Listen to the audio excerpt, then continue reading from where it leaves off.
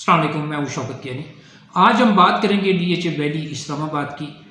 DHA valley Islamabad में जो 5th ballot हुआ है, 5वां बैलेट हुआ है, इसके ऊपर भी हम बात करेंगे कि इस बैलेट में कितने प्लॉट बैलेट हुए, इसके साथ साथ मौजूदा करंट प्राइस क्या चल रही है, 5th बैलेट की प्राइस तकरीबन क्या होगी, कितने में 5वें बैलेट के प्लॉट सेल हो सकेंगे, और इसके साथ साथ हम बात करेंगे डेवलपमेंट की।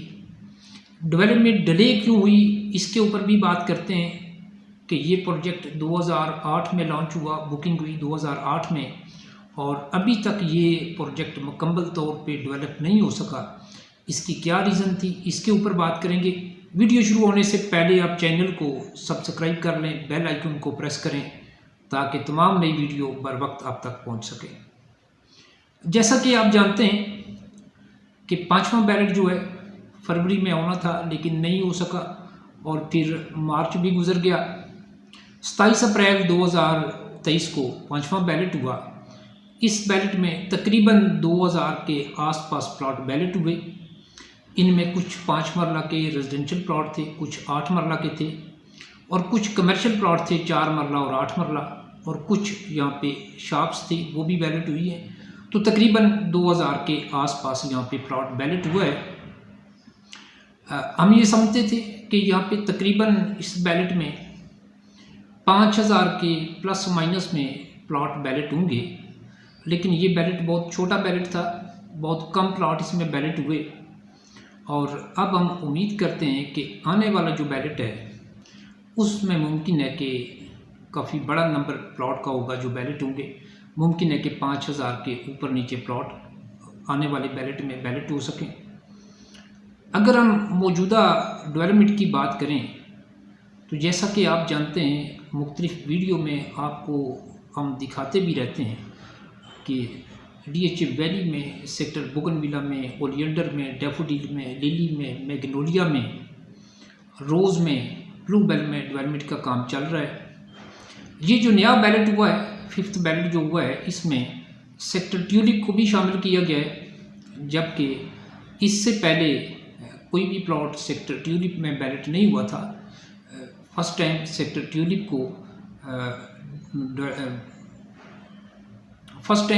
ट्यूलिप को बैलेटेड सेक्टर के अंदर शामिल किया गया, और सेक्टर ट्यूलिप के कुछ हिस्से पे डेवलपमेंट का काम शुरू हो चुका है। जबकि इससे पहले हम ये समझते थे कि जैसे मार्केट में न्यूज़ चल रही थी कि सेक्टर ट्यूलिप जो है वो डैम में आ चुका है, जिसकी वजह से सेक्टर ट्यूलिप के काफ़ी प्लॉट बैलेट होकर दूसरे सेक्टर में शिफ्ट हो गए। तो शायद सेक्टर ट्यूलिप जो है वो मुकम्मल तौर पे ख़त्म हो चुका है, लेकिन ऐसा नहीं था। सेक्टर ट्यूलिप का कुछ हिस्सा डीएचए वैली की मैनेजमेंट के पास है, और उसके ऊपर इस वक्त डेवलपमेंट का काम शुरू हो चुका है। सेक्टर ट्यूलिप में कितने प्लॉट बनेंगे, कितना बड़ा ये सेक्टर होगा, ये तो आने वाला वक्त बताएगा कि कितना हिस्सा इसका डैम में जाएगा, कितने हिस्से पे प्लॉट बनेंगे। ये तो सेक्टर ट्यूलिप डेवलप होगा तो पता चलेगा। अब अगर हम मौजूदा प्राइस की बात करें तो इस वक्त नॉन बैलेट 5 मरला तकरीबन 15 से 18 लाख रुपए के इन बिटवीन इस वक्त सेल हो सकती है।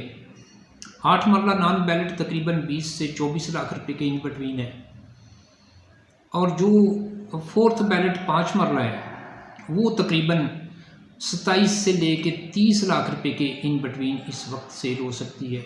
सेकंड बैलेट 5 मरला तकरीबन 30 से 32, 33, 34 लाख रुपए के इन बिटवीन इस वक्त सेल हो सकती है। इसी तरह जो 5 मरला फर्स्ट बैलेट है वो तकरीबन 35 से लेके 40 के इन बिटवीन जाएगी।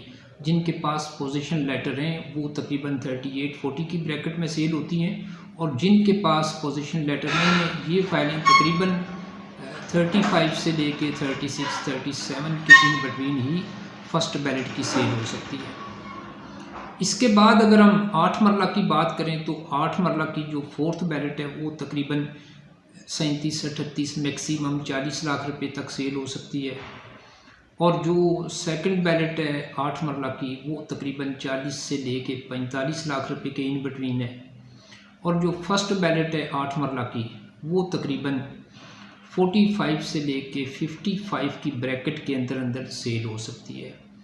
जिनके पास पोजीशन लेटर हैं ये फाइलें तकरीबन 50 से लेके 55 लाख रुपए के इन बिटवीन सेल हो सकती हैं, और जिनके पास पोजीशन लेटर नहीं है वो फाइलें इस वक्त 45 से लेके 50 के इन बिटवीन इस वक्त सेल हो सकती हैं। अगर हम फिफ्थ बैलेट की बात करें कि यहाँ पे फिफ्थ बैलेट का अभी रेट क्या होगा आने वाले दिनों में, फिफ्थ बैलेट की 5 मरला कितने में सेल हो सकती है, तो जो फोर्थ बैलेट है, फोर्थ बैलेट के इस वक्त तक जितने भी सर्विस डेवलपमेंट चार्जेस और एक्सलेशन चार्जेस पेड हो चुके हैं, बिल फर्ज उसमें अगर 1.5 लाख रुपए पेड हो चुका है तो फिफ्थ बैलेट की फ़ाइल जो है वो उससे तकरीबन 1.5 लाख रुपए कम प्राइस पे सेल होगी। इसी तरह 8 मरले में अगर इस वक्त तक 2 लाख रुपए पेड हो चुका है तो जो फोर्थ बैलेट में अगर इस वक्त तक 2 लाख रुपए सर्विस डेवलपमेंट चार्जेस और एक्सलेशन चार्जेस पेड हो चुके हैं 8 मरला में, तो जो फिफ्थ बैलेट है 8 मरला की ये तकरीबन 2 से 2.5 लाख रुपए कम रेट के ऊपर सेल होगी। तो ये थी इस वक्त जो रेजिडेंशियल प्लॉट हैं इनकी प्राइस। अब अगर हम कमर्शियल की बात करें तो कमर्शियल तकरीबन 90-95% इस वक्त बैलेट हो चुके हैं। जो बैलेट कमर्शियल है 4 मरला का, इसकी इस वक्त तकरीबन 90 से लेके 1 करोड़ के इन बिटवीन इस वक्त प्राइस चल रही है। अगर आप परचेज़ करना चाहते हैं तो इतने में आपको मिल भी सकता है, अगर आप सेल करना चाहते हैं तो इसी प्राइस के अंदर आपका प्लॉट सेल भी हो सकता है। और जो नॉन बैलेट है 4 मरला, ये तकरीबन 75-80 लाख रुपए के इन बिटवीन इस वक्त सेल हो सकता है। जो 8 मरला का बैलेट है ये तकरीबन 2 करोड़ के प्लस माइनस में इस वक्त सेल होता है, और जो 8 मरला नॉन बैलेट कमर्शियल है ये तकरीबन 1.50 के प्लस माइनस में इस वक्त सेल हो सकता है।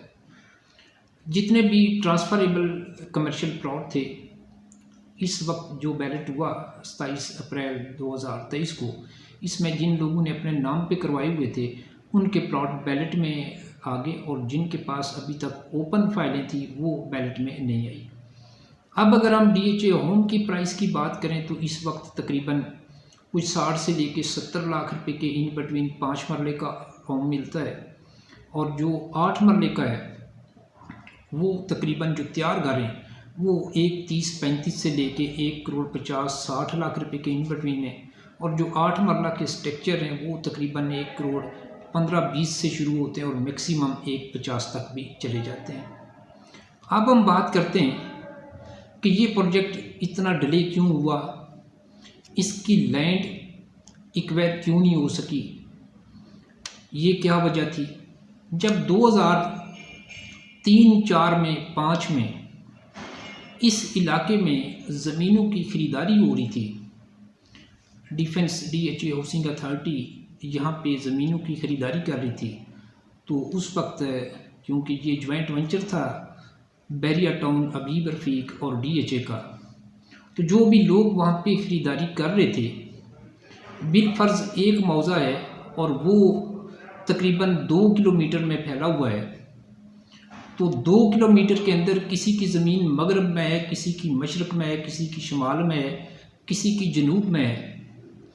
तो जो भी बंदा अपनी ज़मीन के पेपर लेके आता था जिसके नाम पर जो ज़मीन जितनी भी होती थी, तो वो लोग उस ज़मीन को परचेज़ कर लेते थे। तो अब किसी की मशरक़ में है, किसी की मगरब में है, किसी की शुमाल में है, किसी की जनूब में है, तो DHA को किसी एक जगह से ज़मीन नहीं मिल सकी।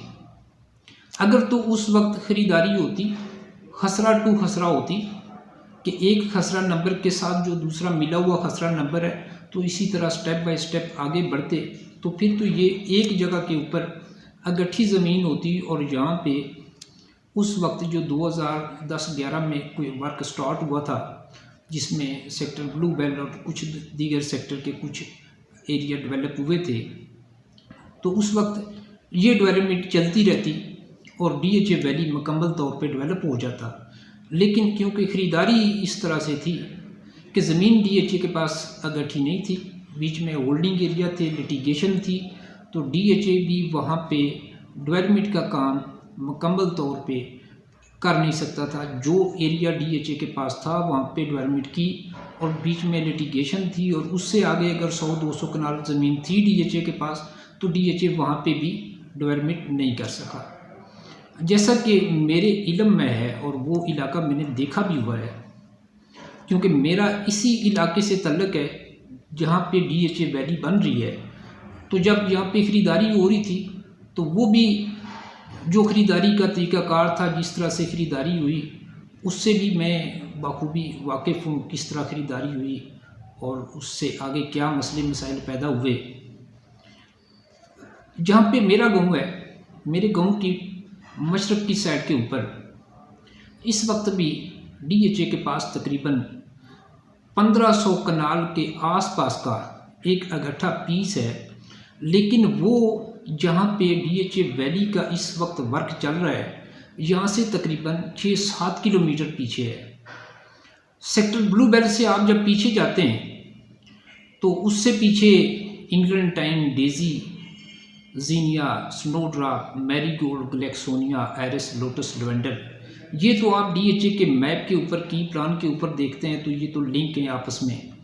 इस एरिए में इंग्लैंटाइन, डेजी, स्नोड्रॉप और जीनिया, marigold, gloxinia, iris, lotus, lavender, इस एरिए में तो टुकड़ों में DHA के पास ज़मीन है।